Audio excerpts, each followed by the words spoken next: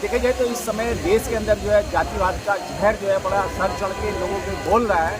कहीं ना कहीं चाहे वो मोहन भागवत हो या इसके अलावा एक हिंदुवादी पार्टी के नेता हो, कहीं ना कहीं जातिवाद का जहर जो है पूरी तरीके से पूरे देश में फैलाने का काम कर रहे हैं। मेरे साथ में वरिष्ठ अधिवक्ता एडवोकेट भानु प्रताप जी हैं और उनसे आज हम बात करेंगे कुछ इस जातिवाद शोषण को लेकर। देखा जाए तो हम जो है दिल्ली विश्वविद्यालय के गेट नंबर 4 पे बैठे और धरने पे बैठे इस समय जो है एडवोकेट भानु प्रताप जी जो सुप्रीम कोर्ट में प्रैक्टिस करते हैं।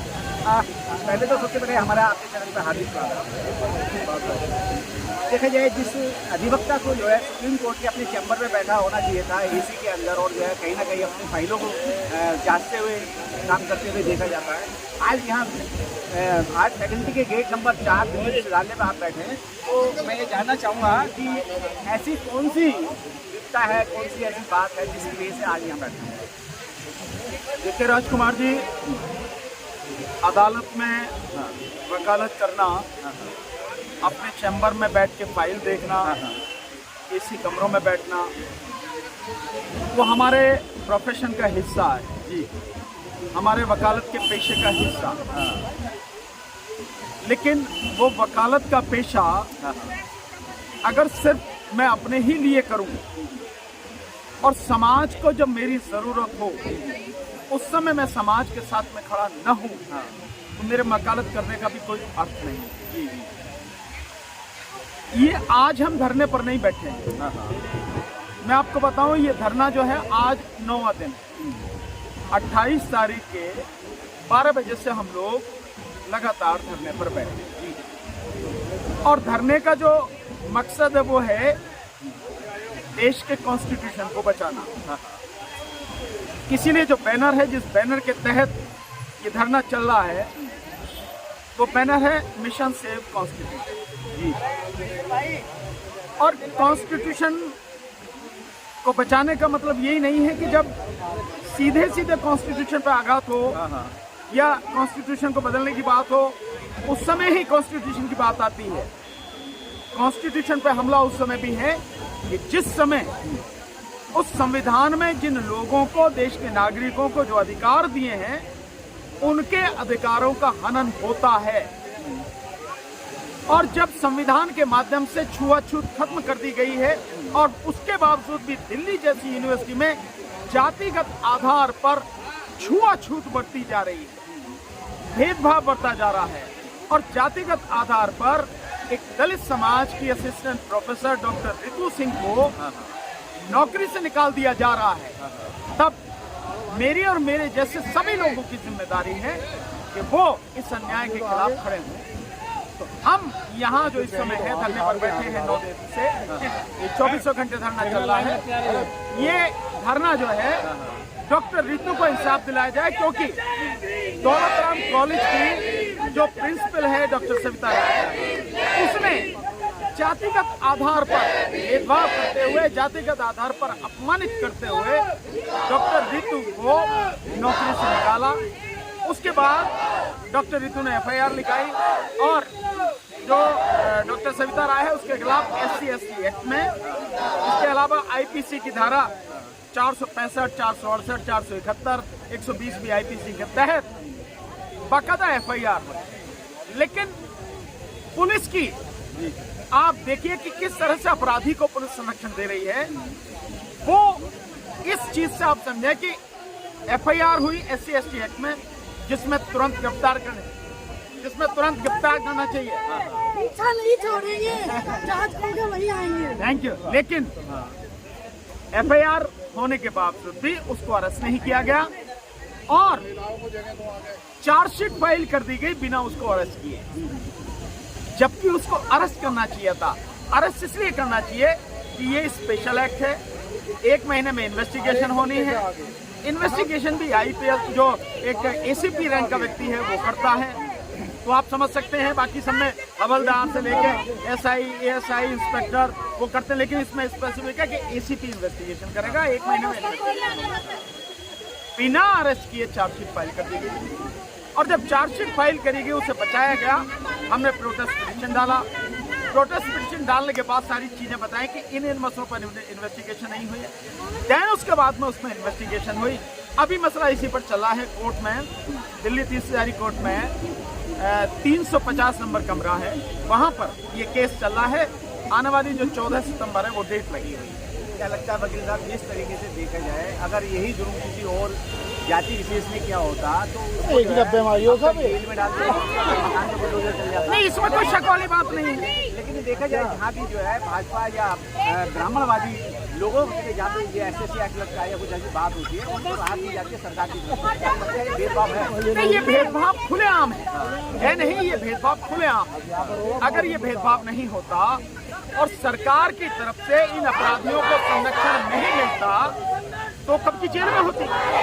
लेकिन न केवल उसको संरक्षण मिला है, बल्कि संरक्षण इस तरह से मिला है, कोई अरेस्ट नहीं, कुछ नहीं, आराम से घूम रही है। और एक और गंभीर स्थिति यहाँ पर देखिए, एक तरफ ये है जिसके ऊपर इतने संगीन अपराधों में मुकदमा, दूसरी तरफ प्रोफेसर अतुल लाल है हिंदू कॉलेज में, उनका प्रमोशन ड्यू है एज प्रोफेसर, लेकिन उनका जो प्रमोशन है ये कहकर रोका गया है। प्रिंसिपल ने लिखा है कि आपके खिलाफ FIR, और FIR क्या है, कोर्ट पे एक टूट की बात है जिसको पुलिस उनको तुरंत उठा करे। इतने संगीन अपराध में उठाया नहीं, अरेस्ट नहीं किया, और उसमें उनको उठा कर ले गए। उसमें 6 महीने तक की भी सजा नहीं, बावजूद उसके उन्हें उठा के ले गए। और अब कहा जा रहा है कि क्योंकि आपके ऊपर FIR है इसलिए आपको प्रमोशन नहीं मिलेगा। पर जिसके खिलाफ SC/ST एक्ट में FIR है, इतने संगीन धाराओं में FIR है, उसे बाकायदा एज प्रिंसिपल अभी बने रहने दिया गया है। और केवल यही नहीं, और एक बड़ी मजेदार बात है जो रखा गया है, उसे पुरस्कृत भी किया गया, पुरस्कार दिया गया है शिक्षक, बिल्कुल शिक्षक दिवस के उसमें। बताइए तो बताना इसमें क्या है भाई, बीजेपी का तो काम ही है अपराधियों को संरक्षण देना। तो मोदी की तो नीति है कि जो जितना बड़ा अपराधी उसका उतना ही बड़ा दोस्त, उतना ही बड़ा सम्मान है। उनको भाई जो उनके मन में जो गंदगी फैली है, उस गंदगी को अंजाम देने के लिए ऐसे लोगों की जरूरत होती है, तो इसलिए उनको बचाते हैं वो। ये कहानी है, इसलिए यहाँ धरने पर बैठे हैं। और ये एक डॉक्टर रितु का मसला नहीं, ये समाज का मसला है। आप देखिए गंभीर स्थिति कितनी है दिल्ली में, देश की राजधानी में, और उसमें भी दिल्ली यूनिवर्सिटी में अगर जाति के आधार पर इस तरह की संगीन वारदातें हो रही, इस तरह का अपराध हो रहा है, मैं समझता हूँ इससे बड़ा गंभीर मसला और क्या हो। क्या लगता है जिस तरीके से अभी जो है अभी खिलाड़ियों के साथ में घटनाएं हुई, उनको पॉक्सो एक्ट में मुकदमा दर्ज हुआ, तब भी गिरफ्तारी हुई, चिन्मयानंद जैसे लोगों को बचा लिया गया, कुलदीप सेंगर जैसे लोगों को बचा लिया गया। क्या लगता है कि भाजपा जो है इस देश के अंदर जो जातिवाद का जहर घोल रही है, क्या इस जातिवाद के जहर से मुक्ति हो पाएगी या नहीं? नहीं, अभी तो मतलब ऐसा लगता नहीं है निकट भविष्य में। क्यों? क्योंकि जिस तरह से भाजपा सारी चीजों को बढ़ावा दे रही है, तो संस्थानिक रूप पर, संस्थागत रूप से बढ़ावा दिया जा रहा है ना। ये कोई ऐसी छोटी मोटी चीज है, सरकार जिसको बढ़ावा दे रही है। तो ये स्थिति गंभीर है, इसके खत्म होने का, देखिए इसको खत्म होने के लिए बहुत समय लगेगा। और उसमें भी जो मेन रोल अदा करेगी वो करेगी देश की शिक्षा। अगर लोगों के पास में शिक्षा हो, और शिक्षा वाकई में वो जो दुनिया में सबसे बढ़िया शिक्षा है, जिसमें जातिवाद का जहर नहीं, यहाँ तो शिक्षा जो है उसका भगवाकरण किया जा रहा है। अभी मैं एक किताब देख रहा हूँ, उसमें लिखा संविधान और सनातन, यानी उसमें जो है सनातन को दिखाया गया है और संविधान जो है उसकी धज्जियां उड़ाई गई है, इस तरह की चीजें, और वो सिलेबस में लागू किया जा रहा है। सो ये चीज जो हो रही है, इनसे नहीं लगेगा किसी हालत में कि सरकार इनको खत्म करना चाहती है, बल्कि सरकार इनको पूरी तरह से बढ़ावा देना चाहती है, बढ़ाना चाहती है। क्या लगता है रितु वाले केस में कुछ सफलता हासिल होगी? नहीं, निश्चित रूप से लगता नहीं, हमें मालूम है कि हम सफल होंगे निश्चित रूप से। और जब तक सफलता नहीं मिलेगी, लड़ेंगे, संघर्ष करेंगे। और समाज से, पूरे देश के जो भी लोग हैं जो चाहते हैं न्याय होना चाहिए, अन्याय नहीं होना चाहिए, अपराधियों को सजा मिलनी चाहिए, जो इस तरह की मानसिकता के लोग हैं पूरे देश में, उनका आह्वान है वो आए इस आंदोलन में साथ दें। क्योंकि आज डॉक्टर रितु के साथ में है, कल किसी और के साथ में होगा। अभी आपने देखा होगा क्या इसी तरह से ये रोहित वेमुला के साथ में हुआ, संस्थागत मर्डर है। इसी तरह से डॉक्टर पायल तड़वी के साथ में हुआ, जम्मू में चंद्रशेखर के साथ में हुआ, अभी पंजाब में जो है कंबोज हैं, डॉक्टर कंबोज, उनके साथ में हुआ। अभी आपके यहाँ पे दिल्ली IIT में एक लड़का जो है परसों 2 दिन पहले, अनिल कुमार, उस लड़की की जो मर्डर हुआ है, उससे 2 महीने पहले एक और लड़के का मर्डर हुआ था। All are S C, OBC के लोग, और कौन?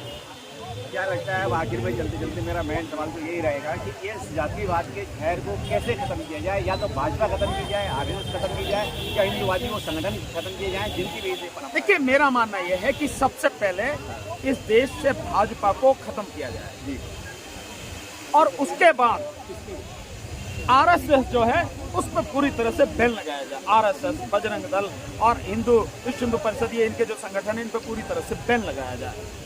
इसके बाद इस देश में बढ़िया एजुकेशन पॉलिसी लाई जाए और एजुकेशन इस देश के हर व्यक्ति को दी जाए। समाज के किसी भी समाज से हो, दिल्ली की राजधानी दिल्ली में हो या देश के दूर दराज के जो इलाके उनमें हो, एक समान एजुकेशन पॉलिसी हो और कंपलसरी हो, बेस्ट एजुकेशन पॉलिसी।